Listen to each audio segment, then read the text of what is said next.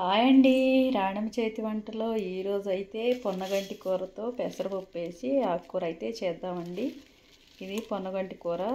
ఇదైతే ఇప్పుడైతే కట్ చేసి క్లీన్ చేసి కర్రీ అయితే రెడీ చేద్దాం. చూద్దాం రండి. పొన్నగంటి కూర అయితే ఇలాగ సన్నగా తరిగి దీనైతే క్లీన్గా కడిగి వడగింట్లోకి అయితే ఇలా చేసి పెట్టానండి. ఇప్పుడు దీన్ని కోపు పెట్టుకుందాం. స్టవ్ అయితే ఆన్ చేసి కళాయి అయితే పెట్టేశానండి. ఆయిల్ కూడా పోసాను. ఇప్పుడు ఇందులోకి అయితే పోపు గింజలు అయితే వేద్దాం. ఎండుమిరపకాయలు, పచ్చెనపప్పు, మినపప్పు, ఆవాలు, జీలకర్ర అయితే వేసేసి పోపు అయితే వేగుతుందండి. ఇప్పుడు ఉల్లిపాయలు, కరివేపాకు కూడా వేసుకుందాం. ఉల్లిపాయ ముక్కలు సన్నగా కట్ చేసి ఇవి కూడా వేద్దాం.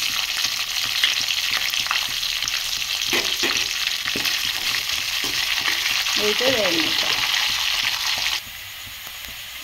పోపు అయితే ఇలా వేగిందండి. ఇప్పుడు దీంట్లోకి పొన్నగంటి కూర వేసేసుకుందాం.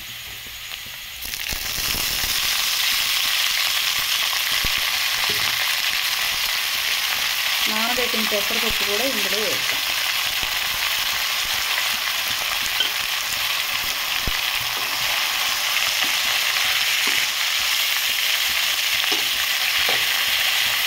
మగ్గనిద్దాం.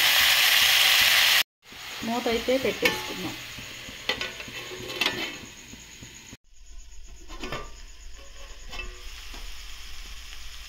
ఇలా అయితే మగ్గుతుందండి. ఇప్పుడు ఇందులోకి కొద్దిగా ఉప్పు వేసుకుందాం. కొద్దిగా పసుపు కూడా వేసుకుందాం.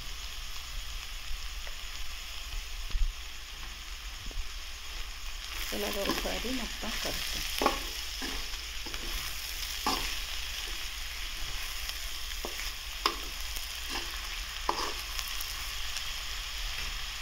ముందుగా వేసి పెట్టిన పచ్చిమిరపకాయలు, అల్లం, వెల్లిపాయ, పచ్చి కొబ్బరి అయితే ఇలా వేసామండి. ఇది ఇందులో వేసేద్దాం.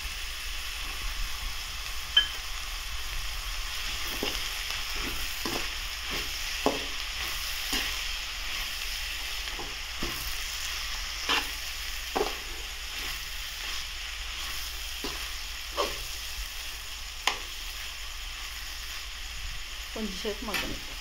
సిమ్లో అయితే ఇలా మగ్గిందండి. ఇప్పుడు దీంట్లో కొన్ని టమాటా ముక్కలు కూడా ఒక కాయ అయితే కట్ చేసి సన్నగా వేసుకుందాం.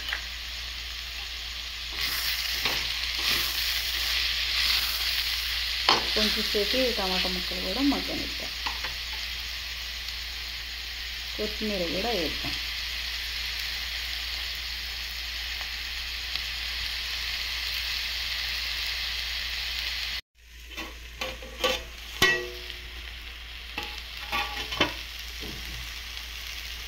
ఇంతేనండి. పెసరపప్పు, పచ్చిమిర్చి వేసి పొన్నగంటి కూర అయితే ఇలాగైతే రెడీ అయిపోయింది. ఇదైతే రైస్లో చాలా బాగుంటుందండి. ఇది ఆరోగ్యానికి కూడా ఎంతో మంచిది. ఈ వీడియో గారు నచ్చినట్టయితే ఒక చిన్న లైక్ చేయండి.